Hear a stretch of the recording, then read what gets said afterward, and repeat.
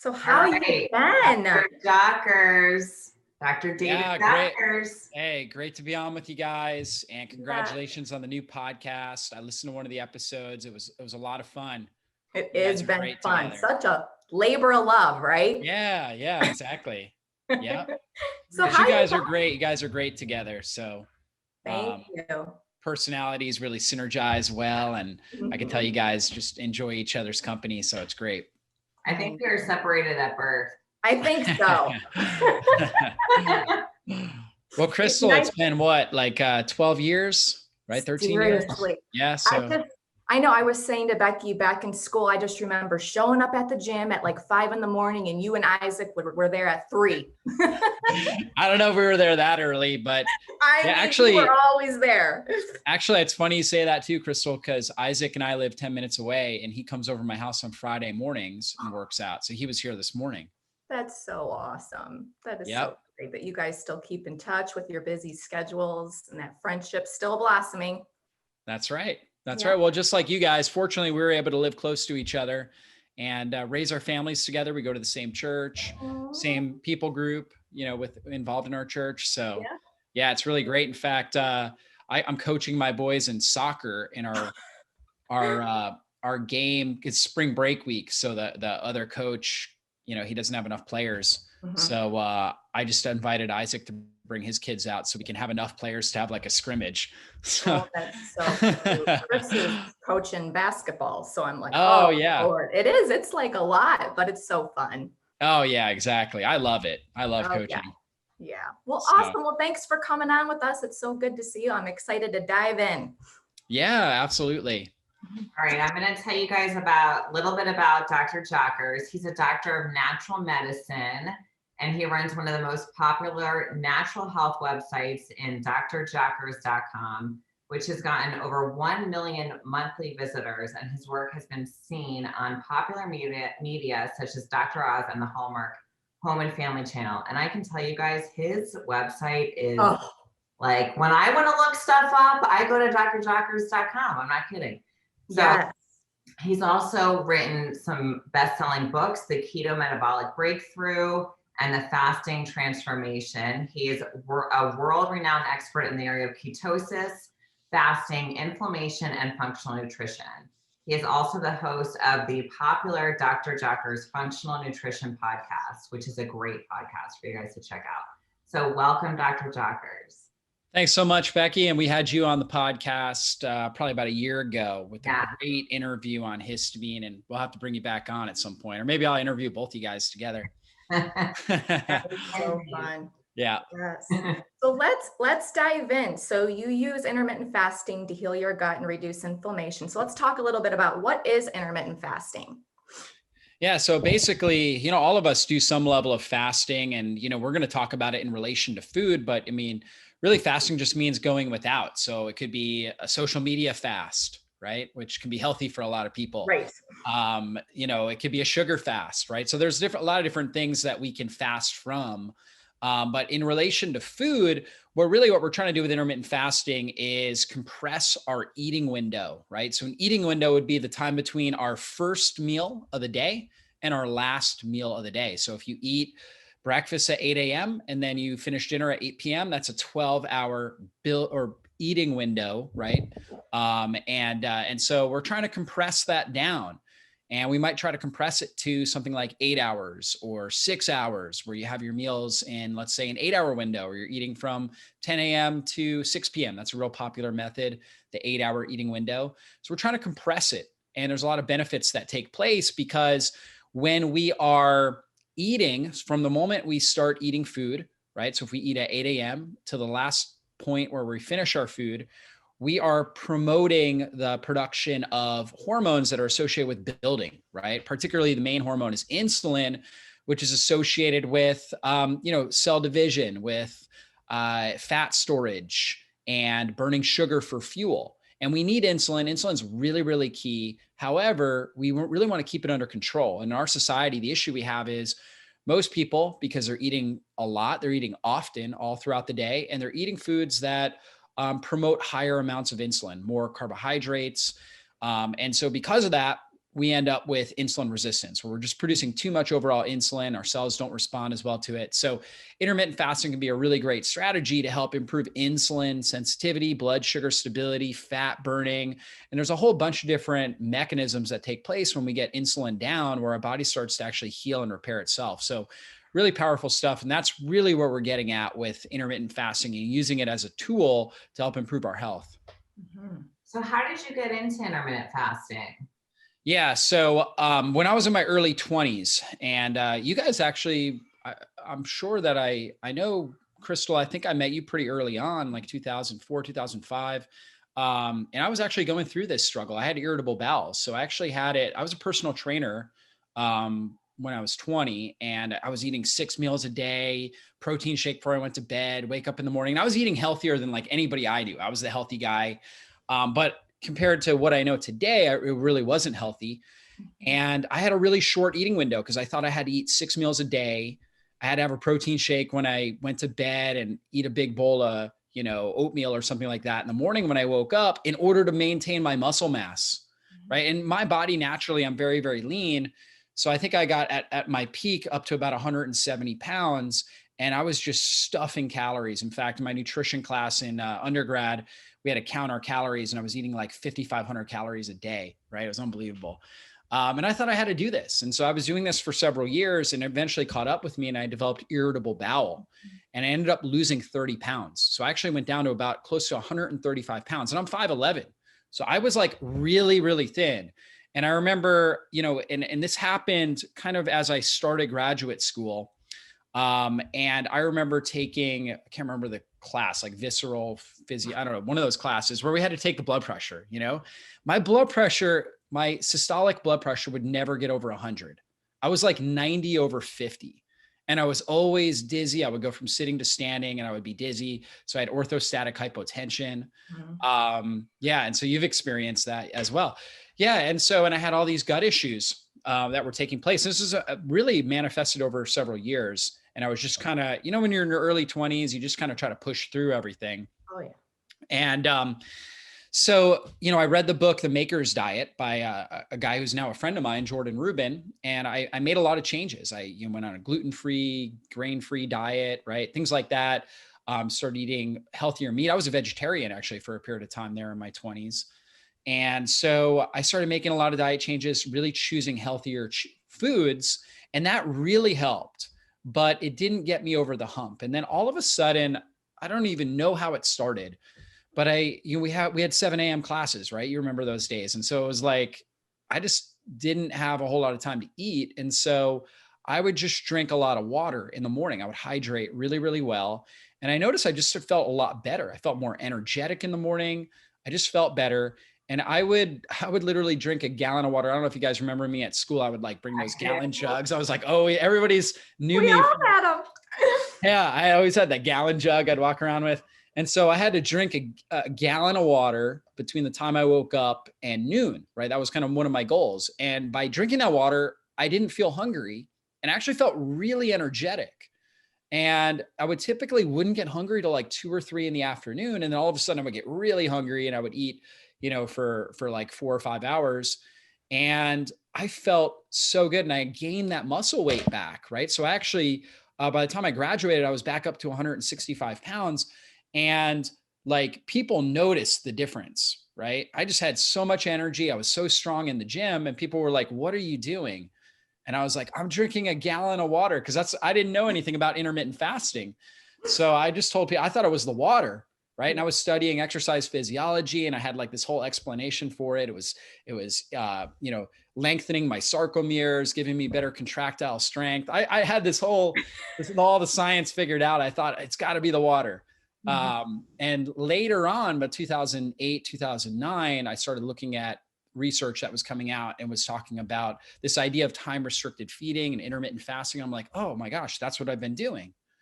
And this was just kind of a pattern lifestyle that I developed in 2005 and continued, and have seen amazing health benefits for it, for my own gut health and then my overall health as well. And, and then I've been using it with clients and people all over the world and seeing dramatic health benefits. And, it's really something at this point now that's really a popular way of eating. And so many people have seen incredible health benefits with it. Yeah, let's talk a little bit more about how intermittent fasting helps heal the gut and improve the microbiome.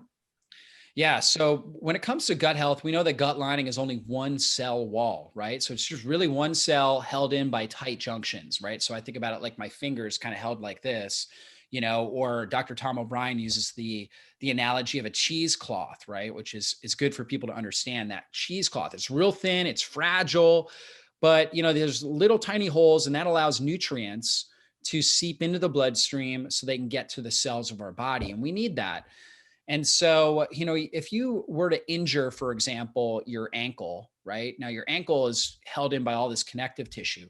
If you sprain your ankle, you don't get up and run on it, right? You rest it, and that allows it to heal properly. Well, when we're eating, we've constantly got mechanical stress on our gut lining. And so over time, what happens is we can damage that one cell, right? That one cell wall layer. And so we get damage there. Now, the good thing is our intestinal membrane heals really quickly. In fact, those cells turn over every 3 to 5 days. So it heals a lot faster than cartilage and connective tissue in our ankle. But the thing is, we need rest, right? We need time. We need a break we just need less mechanical stress, kind of like we want to rest our ankle when we have a sprained ankle for it to heal. Well, it's kind of the same thing with our gut. Just giving it a break by doing some time restricted feeding allows it to heal much faster. We get stronger, healthier, more stress resilient cells in our intestines, and it allows us to recover. So for me, when I was having a protein shake before I went to bed and then eating a big bowl of oatmeal when I woke up, I was giving it like 6, 7, maybe 8 hours break, right? And that's it. That's just not enough for that intestinal membrane to heal. So the first thing we need to do is like a 12-hour gap between our last meal and our first meal, just to give it some time to heal and repair there. So that's really the first step. Take mechanical stress off the gut. Second big thing is when we have periods of lower insulin, right? So again, we're going without food. So we don't need to produce insulin. Insulin takes sugar out of the bloodstream, puts it into the cells. When insulin is low, it reduces inflammation. So when insulin's high, it activates certain inflammatory pathways in our body that amplify inflammation. So by fasting, we reduce inflammation in the gut. So again, inflammation is really key for keeping the cells strong and healthy. And if we have too much inflammation, then we get more damage in there. So we also reduce inflammation, and we activate something called autophagy, which is self-healing, or actually, I'm sorry, self-eating, right? That's actually what it means, but it has to do with self-healing. So when we just normal everyday living causes oxidative stress. And the way I think about that is it's basically like rusting. Okay. So just like we see metal rust, within our cells, we have a certain level of wear and tear and rusting. Like we just recently bought a new car, a new van, and it was like we went on a trip just a few weeks ago with our kids and everything, and it was like the whole inside was just mud and like all our kids walking all over it. So we had to get it so we had somebody come out and detail it, right, and clean it up. We're like, this is brand new, and so it's kind of the same thing. Our body, we're going to have wear and tear, we're going to have breakdown, things like that. And so the body has this mechanism of autophagy where it goes in, breaks down damaged mitochondria.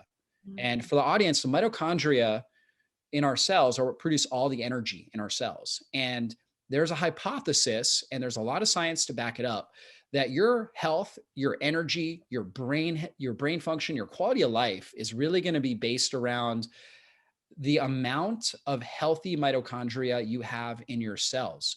The higher amount of mitochondria, and particularly healthy mitochondria you have in your cells, the greater stress resilience your cells are going to have, meaning they're going to be able to handle times of stress and be able to adapt and recover more effectively.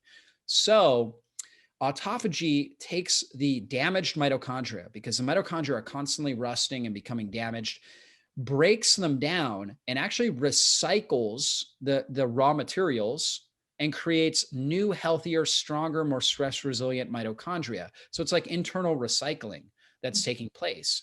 And then at times there's cells that are so damaged that it would take tremendous amount of energy to recycle the components. So we just get rid of those cells. It's actually more energy efficient for us to destroy those cells and actually create new stem cells.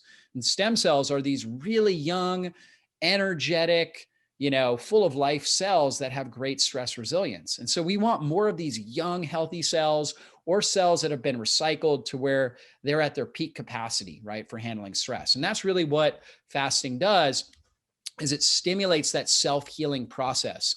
And so our ancestors would go through periods of feasting and times of famine. When food was abundant, they would eat as much as they could, right? As much, until they were satiated. And they didn't have, the kind of food storage that we have. They didn't have pantries and refrigerators and stuff like that. So, food didn't last long. So they would eat as much as they could. They would try to salt things, ferment things to make it last a little bit longer, but it was hard. And then it would be not uncommon for them to, only be able to eat once a day, or sometimes have to go multiple days without eating. And as a species, if humans got weaker when we went multiple days without eating, then it would make us less efficient hunters or gatherers. And as a species, we would die out faster, right? So all these mechanisms and the hormonal flux, we actually get a rise in human growth hormone, we get a rise and actually a good rise in stress hormones, right? It can be a good rise. And we'll talk about like some of the caveats and challenges that some individuals may have with fasting. But we actually get a rise in cortisol and a rise in epinephrine, which give us like a heightened alertness, right? So like once you've adapted to a fasting lifestyle, fasting exercise, you can actually have better performance exercising in a fasted state because you have this heightened level of alertness that takes place. Like I feel my best. I do my best work in a fasted state. And you have this rise in growth hormone, and growth hormone is a quintessential anti-aging hormone, helps to improve your lean body mass, burn fat, build muscle, support immune function, build bone mass, right? And so you're endogenously are producing this from the inside, and it's really supportive. And then the last thing when it comes to gut, we talked about reducing mechanical stress, stimulating self-healing, right? That autophagy process, reducing inflammation. But the other interesting thing is it actually helps improve the diversity of the microbiome. So, we've done a lot of research on the microbiome, and diversity seems to be a characteristic. That means the overall number of different types of species of bacteria and microbes in your gut. So the overall amount of different types is linked with lower levels of inflammatory disorders, better metabolic health. Okay. Now, the way to improve the diversity, or at least the way that most microbiome researchers have taught to improve the diversity up until recently, was to eat a lot of prebiotic rich foods.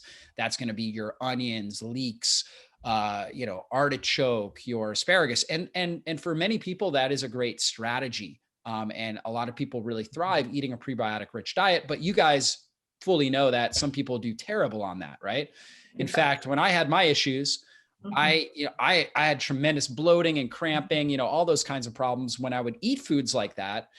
And so we actually know, the research is now coming out, that intermittent fasting is actually the best way to improve the diversity of your microbiome. And if you guys want to go on a deeper dive into that, I'd love to go into some of the science of it, but I just don't know what you guys all have planned for the show, or if your audience really wants a deep dive into Akkermansia, mucinophilia, and different types of bacteria like that. Why don't you give us kind of a brief rundown of that?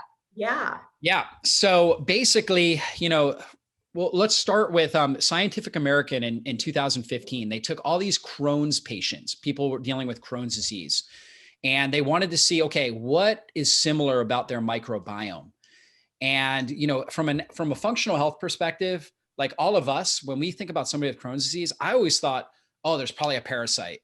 Oh, H. pylori, right? Oh, this or that. You always think there's something bad in there, right? And there may very well be something bad in there. However, what they found, and this scientist, his name is Harry Sokol, gastroenterologist, French gastroenterologist.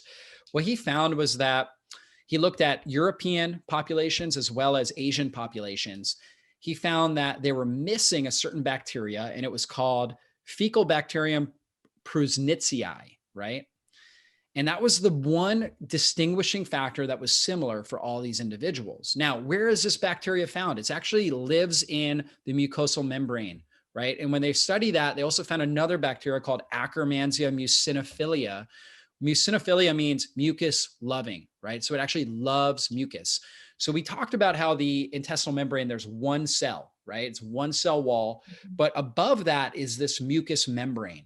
And the mucous membrane is the immune component of the gut. We produce something called secretory IgA, which protects us against pathogens in that area. And it's really important to have a strong mucus layer. If you have a really good, hardy, resilient mucous membrane, your chance of developing leaky gut reduces significantly. And so when we're constantly eating, we're feeding a type of bacteria that is called the primary feeders, right? So the primary feeders are typically consuming like the cellulose and different things like that that are coming in from the food that we're eating. And then ideally what they're doing is they're actually unlocking the polyphenols from, like, say you're eating broccoli or dark chocolate or whatever it is. They're unlocking the polyphenols, which then the ones that are living in the mucous membrane, the Akkermansia, the fecal bacterium, Prusnitzii, they are now activating those polyphenols and creating something called urolithins. And those urolithins are, our mitochondria uses those urolithins, and they're really powerful support for the mitochondria. If we're constantly eating, we end up with an overgrowth of the primary feeders, okay? And an undergrowth of the secondary feeders, which live in the mucous membrane. The secondary feeders actually do really well when we're fasting because they can really thrive off of the mucus in the gut lining. And so they need periods of time in order to thrive. And we actually need, it's almost like trimming your hedges in your yard, you know? So if you don't trim your hedges, we have a blueberry bush out here, but we have an apple tree right above it. And so if we don't trim the hedges of the apple tree, then we don't get blueberries, right? And so it's kind of the same thing here, is we need to trim back some of those primary feeders in order to allow the secondary feeders to get the nutrients they need and the environment they need to really be able to thrive. And intermittent fasting allows that to happen. It creates an environment for those secondary feeders to really do well. And we know microbiome researchers have found that Akkermansia muciniphila, when you have optimal levels of that, that's associated with lower levels of inflammatory bowel disease, metabolic disorders. They call it a keystone bacteria. And also fecal bacterium Prusnitzii is also a keystone bacteria, meaning that those types of bacteria, when they're in the optimal levels, have a greater impact on our overall health than other strains of bacteria. So really interesting stuff. That is really interesting. We could geek out on this. Yeah. Yeah. As you can see, this is why I love this topic. Yes. Very cool. Talk to me about how intermittent fasting can help improve the immune system and histamine intolerance, because probably 70% of our listeners have histamine intolerance. So they're going to want to hear. Yes. Yes. Well, all of us know that with histamine intolerance, we're typically dealing with issues with the microbiome. So some sort of dysbiosis or bad balance in the microbiome, right? So the microbiome in our gut, really throughout our body, our nasal sinuses, our mouth, all of that is probably the most important factor when it comes to our overall immune response and our immune tolerance and our level of inflammation balance. And so by optimizing that microbiome, right, we know that that's naturally going to have a very, very powerful histamine stabilizing effect, right? Meaning that it's going to help balance the histamine response. Because we always talk about too much histamine, but it's also possible to have too little, right? That is. And that can be a problem too. That's right. So we want a balanced response, because histamine's a great thing when it's balanced, terrible thing when it's too low, or particularly too high, right? Something we need when it's too low. And so by improving the diversity of the microbiome, obviously, and also healing leaky gut, right? Again, sealing those tight junctions, creating stronger, more stress resilient intestinal cells, and also a better, thicker, hardier mucous membrane. All those reasons are why it's going to help to balance the histamine response, right? And then you can obviously couple in other things, vitamin C, bioflavonoids, quercetin, all the things I know you guys are experts in. So we can hit it with all of these different types of strategies. And that's a great approach to helping balance that histamine response. I want to ask you something a little off. It has to do with histamine. You know, histamine has such a big player in what our skin looks like. Yeah. And mast cells, there are so many in close to our skin, right? So Right. we have a microbiome on our skin. So Mhm. it really, kind of goes along with what you were saying with the gut. Your gut microbiome and your skin microbiome, they work the same way. And with histamine, letting everything kind of get some rest, to do some healing, that makes a lot of sense. So Yeah, exactly. And I think about it also from kind of a survival perspective. And so our body, we know that systemic infections have killed more people throughout the history of mankind than anything else. That means an infection gets in and it travels to your nervous system, creates meningitis or, encephalitis in your brain or pneumonia or something along those lines. And so even when people would, be in battle or whatever it is, oftentimes they wouldn't die from, the wound from battle, but it was actually the infection that got in that then killed them. And so we've adapted as a species over the years to create inflammation, right? Inflammation is basically our body's way of protecting against having that systemic infection killing us. So whenever we're eating food, that food is going to have some level of bacteria and different potential pathogens on it, even if it's freshly cooked, just from the air. Immediately microorganisms are jumping on it. We put it in our mouth. In our mouth, we've got tons of microorganisms that we're then swallowing into our stomach. That's why stomach acid is so important to help sterilize it. That's why bile is important, because some bacteria love acid, right? They thrive in a high acid environment, but then bile's alkaline, which helps to get rid of the pathogens that love acid, because now we've got the alkaline environment. So we got to be able to produce those right. Well, when we have food, every time we're taking in food, we're taking in pathogens. And some of those pathogens are going to survive and get into the gut, right? And then they could cause problems if we don't have a healthy gut immune response, right? Healthy secretory IgA levels. So by just taking a break from eating, we reduce the amount of potential pathogens coming into our system. And we also just give the whole immune system a break, like you were saying. So it's not constantly trying to fight throughout the entire day, right? We just give it a little bit of a break there. And that can be powerful.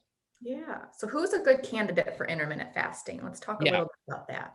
Yeah, for sure. Well, I'll start by saying who shouldn't do Right. intermittent fasting. And I would say just about everybody can do like a 12-hour overnight fast. I think that's a really healthy approach. My wife is pregnant. We're expecting our fourth child, Aw. right? And I mean, she does 12 hours overnight, and then she just eats, every few hours during the day because she's in a building stage. So in general, pregnant women shouldn't be doing anything more than a 12-hour fast. And in some cases, certain periods of time during the pregnancy, they may not even be able to do that. But in general, I think most people can do a 12-hour overnight fast. Now, who shouldn't go beyond that? Certainly, if you've had a history of an eating disorder, anorexia or bulimia, I always say if you've had a history of one, you should not individually or just alone be making the decision to do intermittent fasting. You should be consulting with your counselor or a trusted loved one that can hold you accountable to make sure you're not slipping back into bad behaviors and eating disorders. The last thing we want is to stimulate an eating disorder. Fasting is not meant to do that. It's meant to actually help you have a better intuition about eating and help you actually be able to have a better intelligence of what your body's telling you. And so, anyways, that's with eating disorders.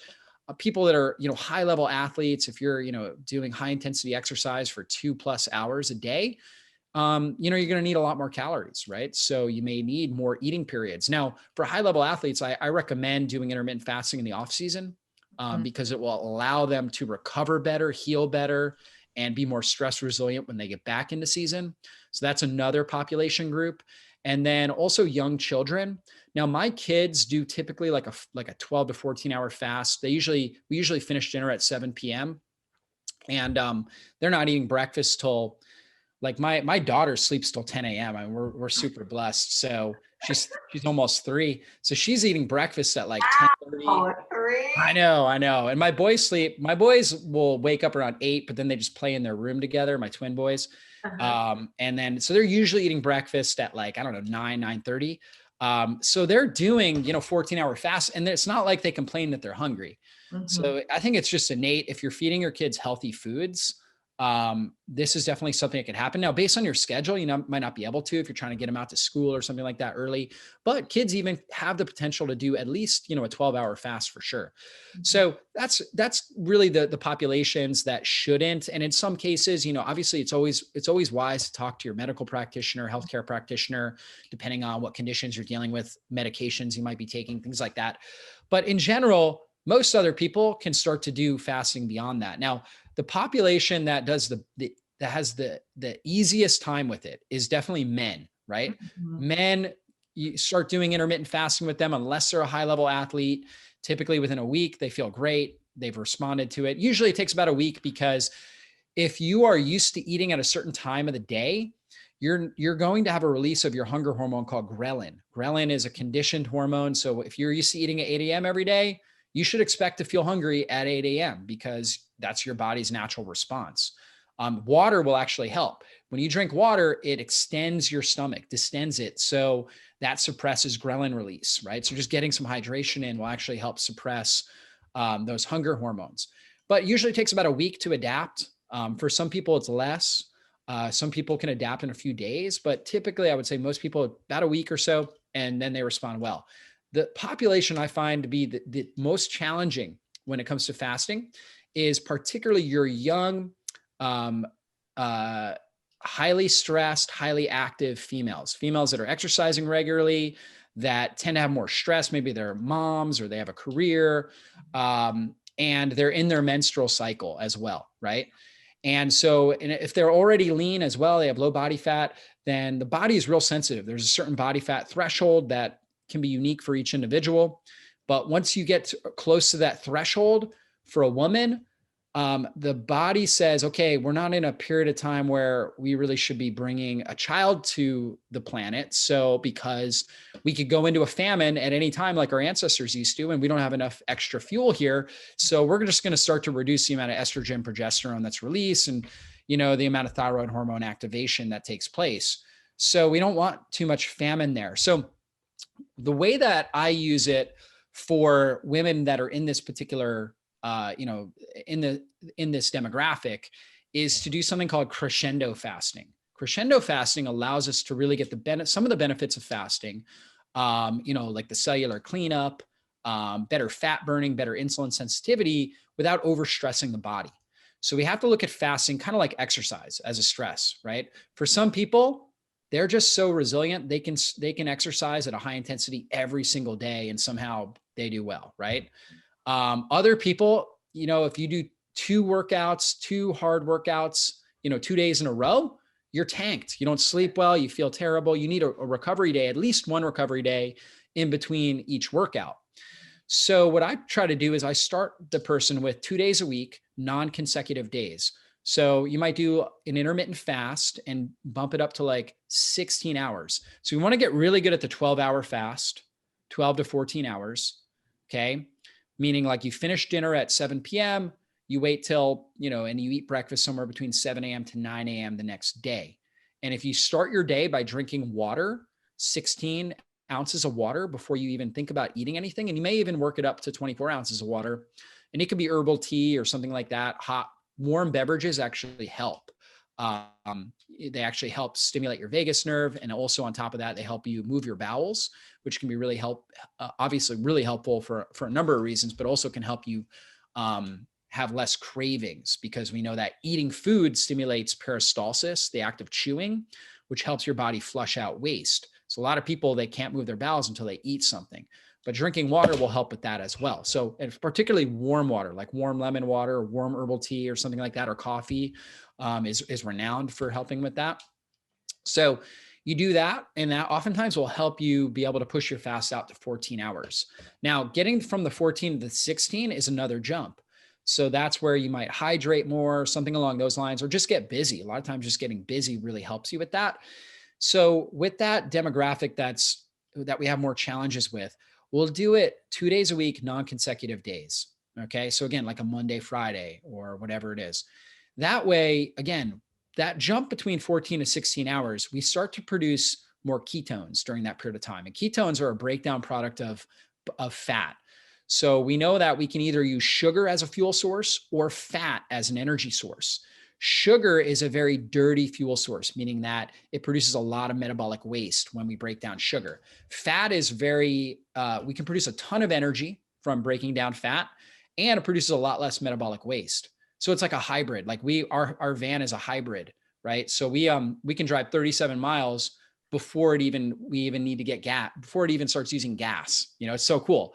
And then it flips into gas mode, right? So it's cool to have, that sort of thing. And that's really what happens when we're a good fat burner. Most people are stuck on sugar burning mode. So it's really hard for them to be able to go a length of time without food. We want to be metabolically flexible. That means really good at burning either fat or sugar for fuel, right? So we need to be good at burning fat. Most of the time, we should be burning fat as our primary fuel source. We only really need to burn sugar when we're doing highly stressful activities, high level exercise, or, something that's really stressful, because that will give us energy quickly and without the presence of oxygen. So by bumping our fast from 14 to 16 hours, we get to the point where it's harder for the body to produce all the energy it needs from sugar. Okay. So we start to tap into fat. That's our bank reserves, right? That's our money in the bank. We start to be able to utilize that. And that's a really great thing. Now, the brain is one of the only areas where we can't use fatty acids for energy. So the body actually creates ketones. And I'm sure most of the listeners have heard of ketones or a ketogenic style diet. And so ketones are produced in the liver as a breakdown product of fatty acids, because they can cross the blood-brain barrier, whereas fat can't. And so now they get into the brain, and the brain loves to use ketones as a fuel source, and they help give us satiation, meaning that we're not hungry. They help reduce cravings. They also actually significantly reduce inflammation in the brain. So one of the most powerful ways you can reduce brain degeneration and inflammation in your brain and think sharper and quicker is getting some ketones up into the brain. That will shut down some of those pathways and make your brain more efficient, right? The brain cells more efficient, have less oxidative stress. We look at things like Alzheimer's disease. They call it type 3 diabetes. It's linked to insulin resistance in the brain, and now the brain's not able to produce energy the way it needs to. So we really need to get those ketones up into the brain. So as we push that fast from 14 to 16, we start getting a little bit of ketone production. And again, that's so important for a number of reasons. So if we only do it 2 days a week, we can still get great benefits. I look at this as a long-term lifestyle, not just a short-term thing, right? And so for those individuals, again, we'll start with 2 days a week. And, if they're really struggling with that, then there may be some other issues that we need to address, right, before we move into that. And there's some other tools too. So we can do things like using some MCT oil, C8 MCT oil will turn into ketones.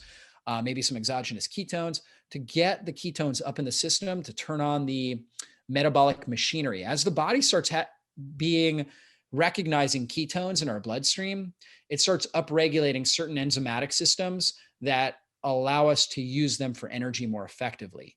Mm-hmm. And so just getting those up can really help. We also may need to really focus in on the diet. They may be eating too many carbohydrates, right? Not enough nutrient dense foods. There's a number of variables. They might be under too much stress, not sleeping.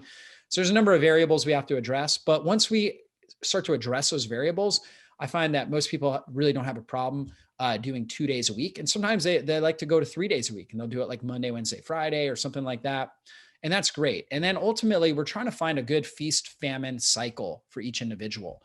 Too much feasting is a problem. That's a huge issue in our society today, because we have, unlimited access to food.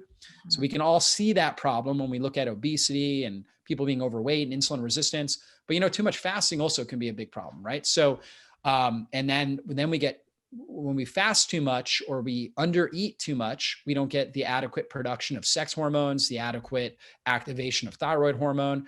So we have less muscle mass. We just don't have as much energy, more brain fog, hair can fall out, things like that. So we got to find the right cycle for each individual. It's a tool, just like exercise. We know that all of us know that exercise is beneficial. You ask anybody on the street, hey, is exercise healthy? Guess what they'll say? Yeah, of course, because it's conditioned into our society.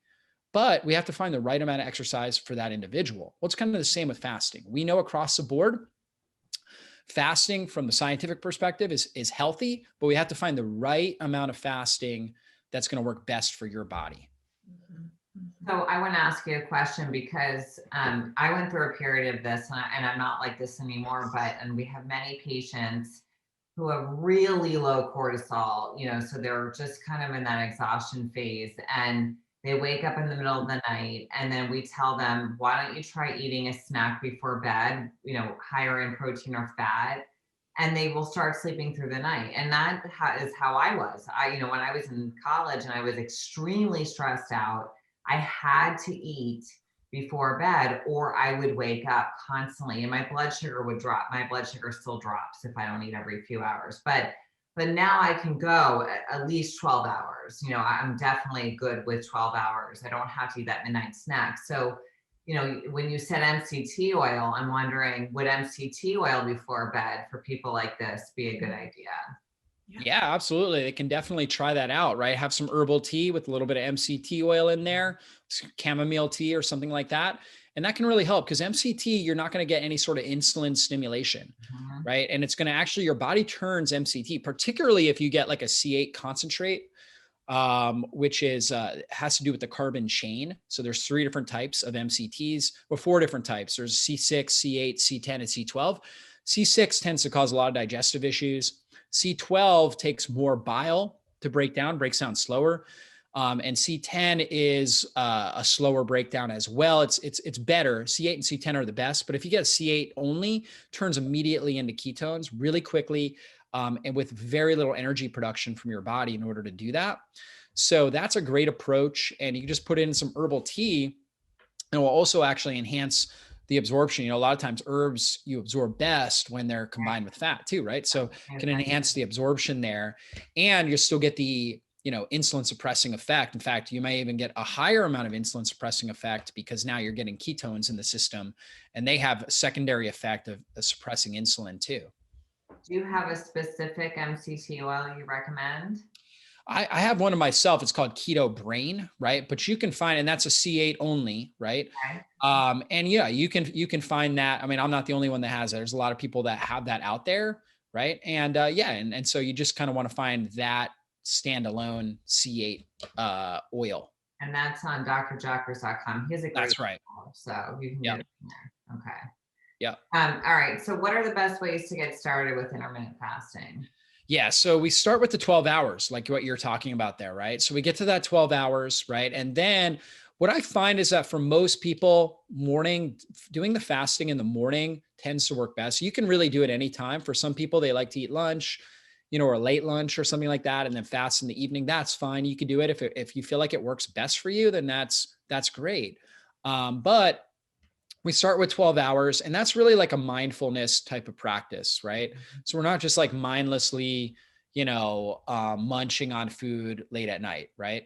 Because a lot of times we look at food, we use food as like an emotional crutch, right? And that's where like the late night ice cream cravings come in and stuff like that. So we're trying to just be more mindful of that. And so giving ourselves that gap, then we start our day with good hydration. So when we wake up overnight, we've been breathing out water vapor all night long.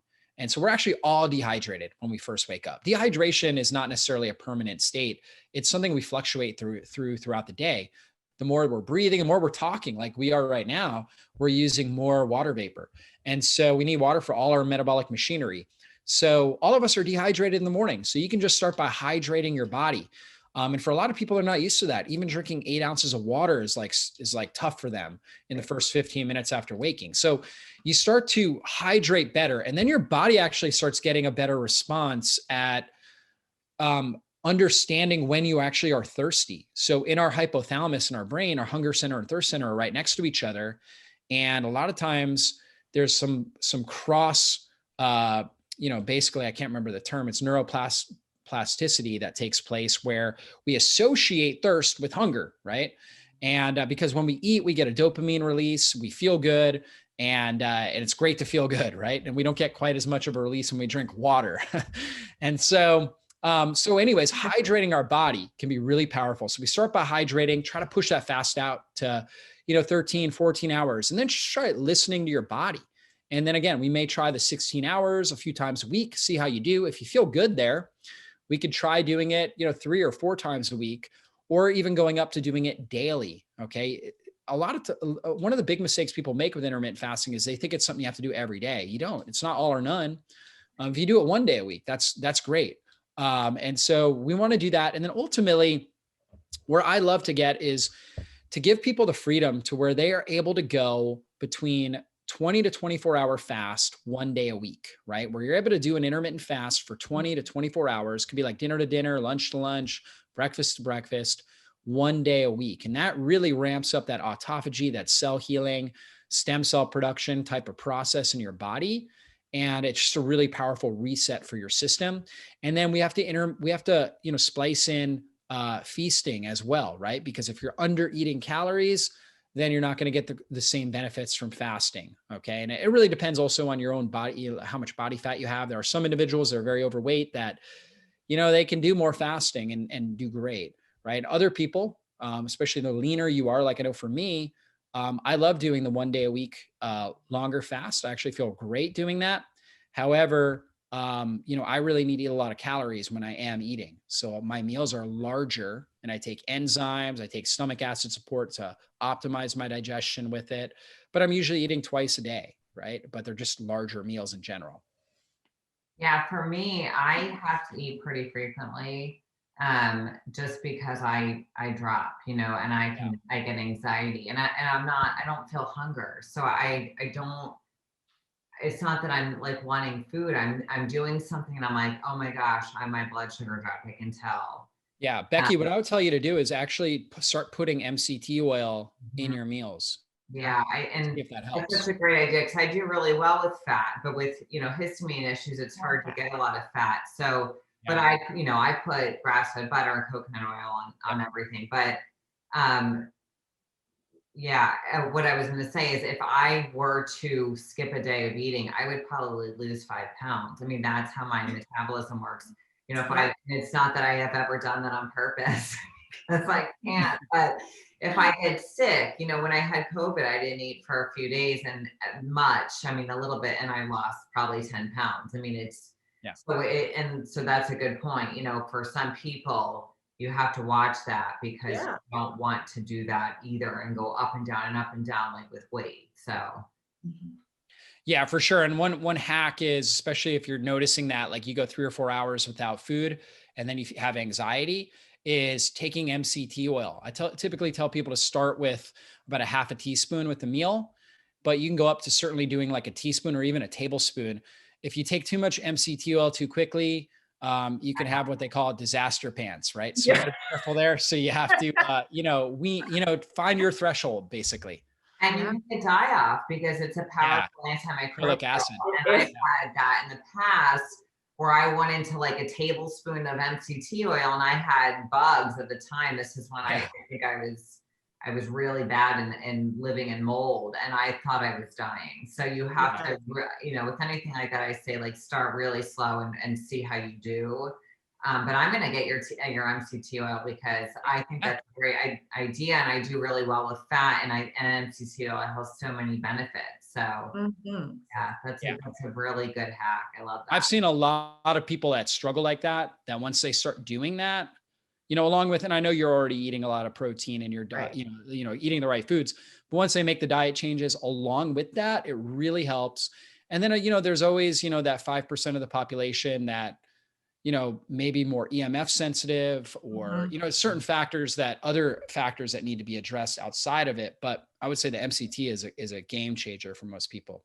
Yeah, that's a great tool. So I'm really excited that you Yeah. brought that up. What are some of the other challenges that people face, and what are some things they can do with to help? Yeah, I mean, I would say that's probably the biggest challenge is just kind Yeah. of getting the mindset and the understanding, and then also getting their body to be more metabolically flexible, where they're actually good at utilizing their own body fat for fuel, right? Mhm. I think that's super important. Like I'm 8% body fat, right? So you could see, every striation, things like that, but my body's really good at utilizing that body fat for fuel. Mhm. So even though I'm very lean, I have plenty of body fat that I can be able to do that daily fast and still do it because my body is good at getting in there. but I had to train my body to do that, and that's part of that process, is just being able to train. Also, electrolytes are really important, Yeah. especially for people that are low cortisol. Actually just taking salt and putting on your tongue is a Yeah. natural antihistamine Mhm. and supports cortisol and adrenal production. Yeah. So it's Really actually something. important to adrenals. Yes. Mhm. You Yeah. could just get some sea salt, Mhm. right? Good quality salt, put it on your tongue. I've had people that they were sneezing, they were having like allergy like responses, and just putting salt on their tongue and drinking some water. And it was like they felt like a ton better. And we So have a lot of salt has a patients with natural antihistamine type of effect. yeah, and we have a lot of patients with POTS, Yeah. and they need those extra electrolytes too, as Yeah. And well. in particular, sodium, when our insulin goes down, see, we're told that we be on a, low sodium diet. And that's good if you're on if you have high insulin, because insulin causes you to retain sodium. But when you go on a low carb diet or you're fasting, you excrete sodium. You actually need a lot more sodium. And so salting your foods well, eating foods that are naturally higher in salt, like pickles and olives, and well, I guess you can if you're histamine I know. histamine issues, but if you're able to tolerate those Mhm. foods, then that's great. But salting your foods well, and then just taking a little bit of salt, putting on your tongue from time to time, can be really, really helpful. And then extra magnesium supplementation can also be really helpful. So that's another great thing. Potassium, I think Yeah, potassium yeah, too is a big player. Mhm. I see with keto, like my mom, for example, she does really well in keto in every area except for she cramps really bad in her legs. Yeah. So she has to, take some, either do bone broth or she has to take some electrolytes because Mhm. yeah. she just needs that extra. So Yeah, it's so important. I don't know if you guys know Rob Wolf. He'd be a good guest on I he do. created an electrolyte solution called Element, and it was Yeah. specifically designed for keto athletes. And it's really high in sodium. And he was telling me that the research, he always thought keto people needed more potassium. And in some individuals, obviously you may, Yeah. but what he's found is actually they need more sodium, right? Mhm. Like very high amounts, right? And he's Mhm. a athlete himself, and he finds that that he's able to really thrive doing that. So it's interesting. Yeah, but he has a electrolyte formula that is basically got like the perfect type of ratio. It's got magnesium, it's got sodium, potassium in there. It's called Element. Yeah, I'm familiar with with that product. I actually Yeah, have put some patients on that, Mhm. and they've done really well with it. yeah. The only issue I have is it's not really that enjoyable to drink because it's salty. You know, so salty. You need to water it down. I know some of them. You Yeah, do. Yeah, I think everyone's different. I personally do better with a higher potassium yeah. electrolyte Hmm. because with histamine issues, I'm not eating a lot of high potassium foods. Like Right. I love avocados and I eat them, but I don't eat them as much as I would if I didn't have Yeah, mast activation syndrome. right. So, Mhm.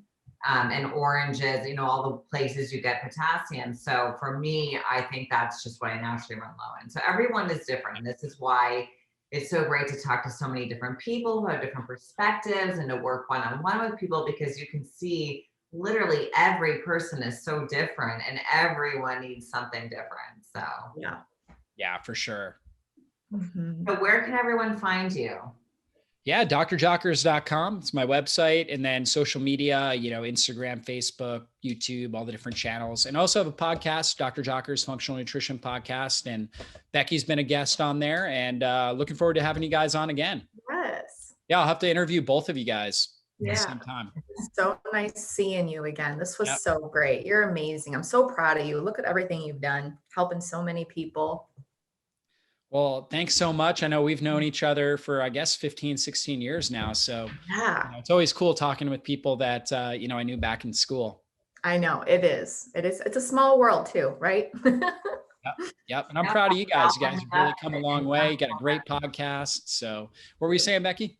I was saying how we all ended up in functional medicine. I Yeah, know. exactly. It's pretty cool. And you guys, Dr. Jocker's website is amazing. I'm telling you, a lot of like I've niched to histamine and thyroid, so that's what you're going to find the most of on my website. But he literally has an article for everything you can think of. And if you're like, hey, I wonder what this does, you literally Google Dr. Jockers and the name of the thing you're wondering, and you will find an article. So It's I amazing. highly recommend his website. It's great. Yeah. Well, I appreciate that. I mean, that was the idea behind it is, when I go on a Google search, I don't really find information I'm really looking for these days.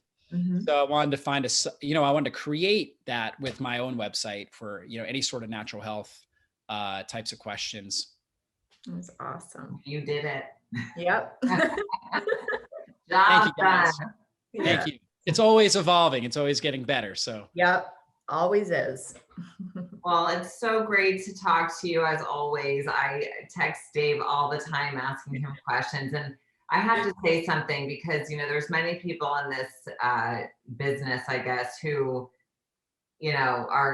appear one way and they're really another. And David is really genuinely one of the nicest people and one of the most giving people without asking for anything in return that I've ever met. He's been so helpful for me building my, knowledge of things, and just anything I ask him, he answers, and he's just so sweet and such a good person. So I highly recommend you guys listen to his podcast, read his books, look at his website, and trust what he's saying, because he is being very truthful. He's such an honorable person. So it was so great to have you, David. It was. well, thank you so much for saying that, Becky. I really appreciate that. And, I think the world of you as well. And really great to be reconnected here with Dr. Krystal as well.